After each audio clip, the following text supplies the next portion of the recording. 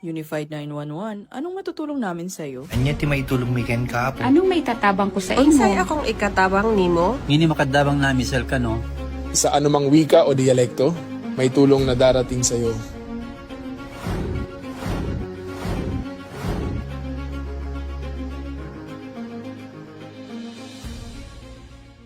Lilingkod sa bawat Pilipino at magbibigay ng tamang impormasyon para sa tahimik at maayos na Pilipinas. Police News Network, alagad ng batas, tagapagtaguyod ng balitang pulis, sandigan ng mamamayan, patnubay ng katotohanan. La Campo Crame, maghahatid ng pinakahuling kaganapan at nagbabagang balita. Ito ang PNN Police News Network. At ngayon, ang inyong mga tagapagbalita. Magandang araw, Bagong Pilipinas. Ako ang inyong alagad ng batas, tagataguyod ng Balitang Pulis, Police Captain Precious Lee mula sa PNP Training Service. At ako naman po si Police Lieutenant John Philip Redor mula sa Police Regional Office, Negros Island Region. Maghahatid sa inyo ng tamang balita, kwento ng pulis at serbisyo para sa mamamayan. At ito ang PNP News Online. Ang pangunahing balita ng Police News Network, alagad ng batas, tagataguyod ng Balitang Pulis.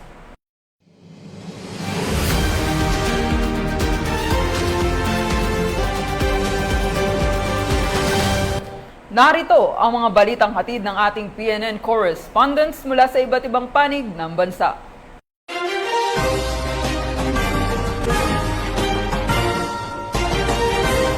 Naaresto ng pinagsanib na puwersa ng mga operatiba ng Philippine National Police ang top 1 most wanted person ng lalawigan ng Cavite na nahaharap sa mga kasong rape at paglabag sa Republic Act No. 7610 o ang Special Protection of Children Against Abuse, Exploitation and Discrimination Act. Ang pag-aresto ay sinagawa sa bisa ng umiiral na warrant of arrest matapos ang masusing intelligence monitoring at koordinasyon ng mga otoridad. Ang buong detalye ng report mula kay Patrolman John Kelvin Madamka.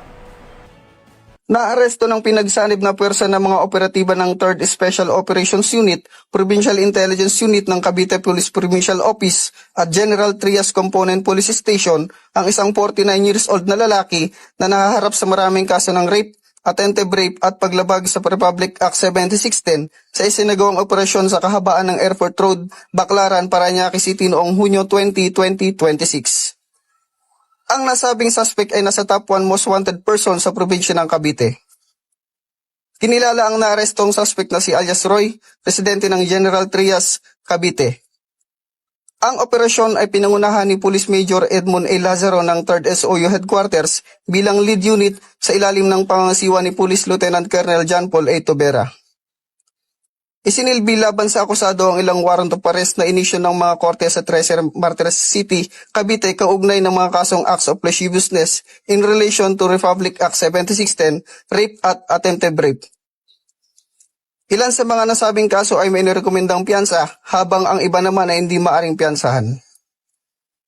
Matapos ang matagumpay na pag-aresto, ipinaalam sa suspect ang kanyang mga karapatang naayon sa Miranda Doctrine bago siya dinala sa 3rd SOU Headquarters para sa kaukulang dokumentasyon at may panglegal na proseso bago ang pagbabalik ng mga warrant sa hukuman na nagpalabas dito.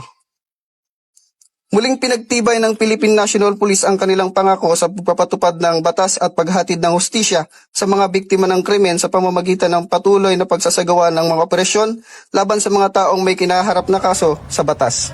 Dito sa 3rd Special Operations Unit, PNP Maritime Group, ako ang inyong PNN News Correspondent, Patrolman John Kelvin Q. Madamka, alagad ng batas na pagtaguyod ng Balitang Pulis.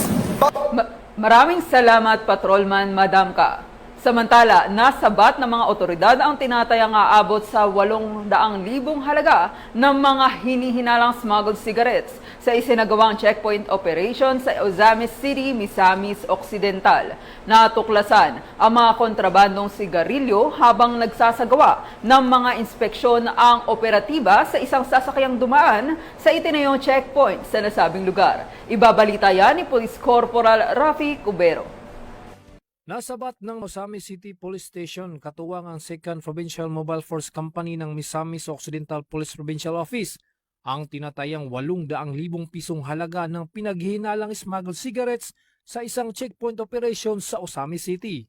Bandang alas 11:10 ng gabi noong Hunyo 25, naharang ang isang puting multicab minivan sa border control point sa Barangay Labinay, Osamis City. Sa isinagawang inspeksyon, nabigo ang driver na magpakita ng mga kinakailangang dokumento para sa sasakyan at kargamento. Sa masusing pagsusuri, nadiskubre ng mga operatiba ang 20 kahon ng Berlin cigarettes na pinaghihinalang smuggled at may tinatayang market value na 800,000 pesos. Dinala sa kustodiya ng Osamis City Police Station ang sospek kasama ang mga nakumpiskang kontrabando at ang sasakyan para sa tamang dokumentasyon at disposisyon. Patuloy ang mahigpit na checkpoint at border control operations ng Misamis Occidental PPO laban sa pagpasok at pagbiyahe ng smuggled goods. Hinihikayat din ng publiko na agad i-report sa mga otoridad ang anumang kahina-hinalang transportasyon o illegal na aktibidad upang mapigilan ang pagkalat ng kontrabando sa komunidad. Mula dito sa PRO 10 Misamis Occidental Police Provincial Office, ako ang inyong Police News Network Correspondent, Police Corporal Rapi P. Cubero, alagad ng batas, tagataguyod ng balitang pulis.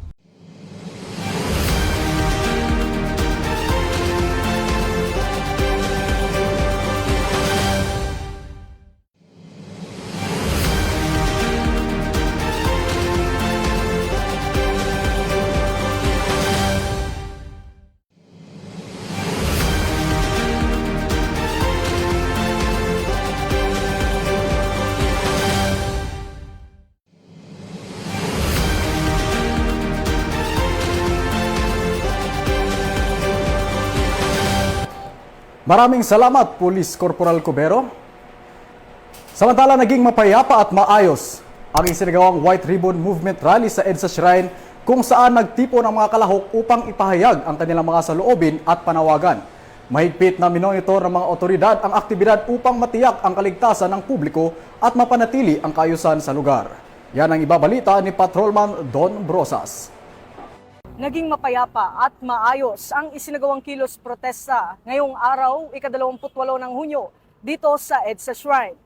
Gayunpaman, nananatiling nakaalerto ang mga tauhan ng Eastern Police District upang tiyakin ang seguridad at kaayusan hanggang sa tuluyang matapos ang aktibidad at makauwi ng ligtas ang lahat ng mga kalahok. Ayon kay Police Brigadier General Melesio Buslig Jr., District Director ng Eastern Police District, nag-deploy ang kanilang mga tanggapan ng kabuuang 1,087 PNP personnel upang magsagawa ng crowd management, traffic management at seguridad sa lugar. Batay sa tala ng EPD, humigit kumulang 1,750 na rallyista ang nagtipon sa EDSA Shrine bago nagsimulang magmarcha patungong White Plains kung saan isinagawa ang programa ng White Ribbon Movement Rally. Ayon pa kay Police Brigadier General Buslig, wala namang naitalang anumang untoward incident sa buong isinagawang aktibidad. Dagdag pa niya, wala na rin silang inaasahang karagdagang mga rallyista na darating sa EDSA Shrine. Nagpaabot naman ng panawagan ang District Director sa mga kalahok ng rally na ipagpatuloy ang mapayapa at maayos na pagdaraos ng kanilang pagtitipon at makipagtulungan sa mga otoridad. Hinimok din niya ang mga nakaatas na pulis na patuloy na pairalin ang maximum tolerance, igalang ang karapatan ng publiko sa mapayapang pagtitipon at tiyaking ligtas at maayos ang pagtatapos ng aktibidad. Sa Eastern Police District, meron tayong 1,087 at 31 na naka-augment natin from other agencies. As of now, walang untoward incident, wala tayong commotion whatsoever. Very smooth naman ang flow ng Rallyista sila. wala na tayong in-expect. So lahat na sila, yung 1,750, coming from all converging areas like EDSA Shrine, Connecticut, at Meralco Avenue Meralco Gate is nandun na sa PPM. Sa ating mga kasamang rallyistas, ginagalang natin yung karapatan na ihayag yung mga saloobin at maging mahinaon tayo at respetuhin natin ang bawat isa. Ating mga kapulisan, lagi naman natin hinahabilin sa kanila yung maximum tolerance, rule of law at saka yung police operational procedure. Mula rito sa EDSA Shrine, ako ang inyong PNN correspondent, Patrolman Don Brosas. Alagad ng batas, tagataguyod ng balitang pulis. Maraming salamat, Patrolwoman Brosas. Samantala, naaresto naman ng mga otoridad ang dalawang hinihinalang sangkot sa iligal na droga sa isinagawang buy-bust operation sa Valencia City, Bukidnon. Isinagawa ang operasyon matapos ang masusing surveillance at intelligence gathering ng mga operatiba laban sa mga suspect na pinaniniwala ang sangkot sa pagbebenta ng ipinagbabawal na gamot sa lugar. Ibabalita yan ni Police Corporal Michelle Abatayo. Dalawang high-value individuals o HVI ang arestado sa ikinasang buy-bust operation sa Valencia City, Bukidnon. Mahigit 89,000 pisong halaga ng hinihinalang shabu ang nasamsam ng mga otoridad. Kinilala ang mga drug suspects na sina alias Nudge, 40 anyos, at alias Waco, 27 anyos, sa isang anti-drug operation sa Barangay Lumbuk, Valencia City. Sa pinagsanib na operasyon ng Valencia City Police Station at iba pang law enforcement units, nakumpiska ang hinihinalang shabu na may kabuang timbang na 13.2 grams. May tinatayang standard drug price itong 89,760 pesos. Na-recover din ng mga operatiba ang buy-bust money, isang wallet na pinaniniwala ang ginamit na lalagyan ng droga at isang cellular phone. Kasalukuyang nasa kustodiya ng Valencia City Police Station ang dalawang suspect habang hinihahanda ang mga kasong isasampa laban sa kanila. Patuloy ang pinaigting na kampanya ng mga otoridad laban sa ilegal na droga upang mapanatiling ligtas ang mga komunidad sa Bukidnon. Mula dito sa Police Regional Office 10, Bukidnon Police Provincial Office,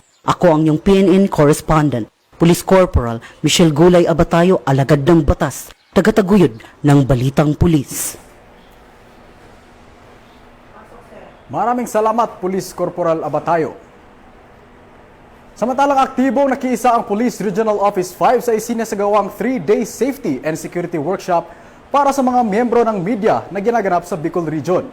Layunin ng naturang aktibidad na mapalakas ang kaalaman ng media practitioner hinggil sa personal safety, situational awareness at tamang paghawak ng mga insidente sa mga hazardous at high-risk environments.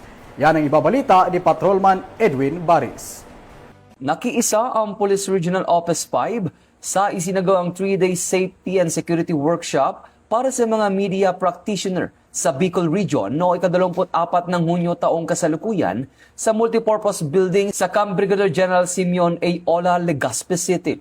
Ang programa ay sinimula ng Presidential Task Force on Media Security, katuwang ang Philippine Enforcement Agency Region 5 at Pro 5, kung saan 60 media practitioners mula sa print, broadcast, online at community media ang dumalo. Layo nitong palakasin ang kaalaman at kakayahan sa kaligtasan at seguridad habang ginagampanan ang tungkulin lalo na sa pag-uulat sa mga high-risk situation, sakuna at iba pang emergency. Kabilang sa mga tinalakay ang media safety and security, situational awareness, risk assessment, basic life support, first aid, emergency response procedures at mga simulation exercise upang ihanda ang mga kalahok sa mga aktwal na sitwasyong maaaring kanilang kaharapin. Binigyan din ng Pro 5 ang mahalagang papel ng media bilang katuwang sa pagpapalaganap ng tama at napapanahong impormasyon at kahalagahan ng mas matibay na ugnayan ng media at law enforcement. Mula dito sa National Headquarters ng Philippine National Police, ako ang inyong PNN correspondent, Patrolman Edwin Baris, alagad ng batas, tagataguyod ng Balitang Pulis. Maraming salamat, Patrol Baris, sa inyong magandang balita. Pinagtibay naman ng Cavite Police Provincial Office at LTO Calabarzon ang mas pinaigting na kampanya laban sa carnapping at paggamit ng iligal na plaka sa rehiyon. Layunin ng hakbang na mas mapalakas ang seguridad sa mga lansangan at matiyak na lahat ng sasakyan ay sumusunod sa umiiral na batas at regulasyon. Yan ang ibabalita ni Police Corporal Doris Caisip. Init na tinanggap ng Cavite Police Provincial Office si Police Colonel Elmer Decena, retired Regional Director ng Lands Transportation Office RA, sa kanyang courtesy visit kaugnay ng sinagawang special meeting para sa campaign against carnapping, motor riding suspects at data sharing laban sa paggamit ng mga sasakyang may ilegal na plaka. Pinangunahan ni Police Colonel Ariel Red, Provincial Director ng Cavite PPO, ang pagtanggap kay Director Decena. Dumalo rin sa nasabing pagpupulong si Honorable Alde Joselito Pagulayan, ang Chairperson ng Committee on Peace, Public Safety and Order, si Mr. Michael Salud, ang Chief ng Operations Road Safety Division, operasyon kasama ang iba pang mga panauhing pandangal. Sa nasabing pagpupulong, tinalakay ang pagpapalakas ng koordinasyon, pagpapalitan ng mga impormasyon at mga estratehiya upang masugpo ang karnaping, mga krimeng kinasasangkutan ng motor riding suspects at mga paggamit ng mga sasakyang may illegal na plaka. Binigyang diin din ang mahalagang papel ng LTO sa pagpapanatili ng kaligtasan sa kalsada at pagsuporta sa mga programa ng Philippine National Police laban sa kriminalidad. Ipinahayag naman ni Director Decena ang kanyang patuloy na suporta sa mga inisyatiba ng PNP at ipinaalala ang kahalagahan ng mas mabilis na data sharing upang mapahusay ang pagpapatupad ng batas at mapanatili ang kaligtasan ng publiko. Inaasahang ding may sakatuparang isang Memorandum of Agreement sa pagitan ng LTO Calabarzon at Cavite Police Provincial Office upang higit na mapabilis ang verifikasyon ng mga record ng sasakyan, pagpapalitan ng mga halagang impormasyon, at koordinasyon sa mga operasyon. Ang pagpupulong na ito ay isa lamang patunay ng matatag na pagtutulungan ng Cavite PNP at LTO Calabarzon sa pagsusulong ng mas ligtas at mas maayos na komunidad sa pamamagitan ng sama-samang pagkilos laban sa krimen. Ito ang bagong PNP para sa bagong Pilipinas, serbisyong mabilis, tapat at nararamdaman. Mula sa Cavite Police Provincial Office, ang tahanan ng mga bayaning polis, ako ang inyong PNN correspondent. Alagad ng batas, tagataguyod ng Balitang Pulis. Maraming salamat, Police Corporal Kaisip. Samantalang pinaigting ng Police Regional Office 7 ang pagpapatrolya at seguridad sa mga paaralan sa buong Central